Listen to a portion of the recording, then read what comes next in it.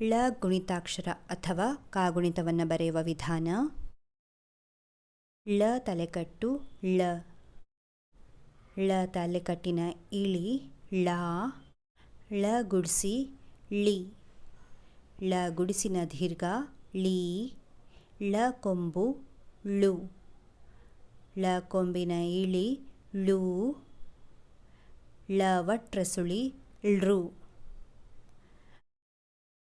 ಳ ಏತ್ವ ಳೆ, ಳ ಏತ್ವನ ದೀರ್ಘ ಳೇ, ಳ ಐತ್ವ ಳೈ,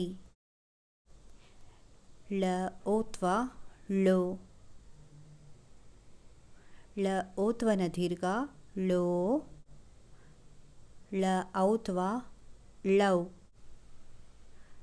ಳಗೆ 1 0 ಳಂ, ಳಗೆ 2 0 ಳಹ, ಳ ಳ ಳಿ ಳಿ ಳು ಳು ಳೃ, ಳೆ ಳೆ ಳೈ ಳೊ ಳೋ ಳೌ ಳಂ ಳಹ.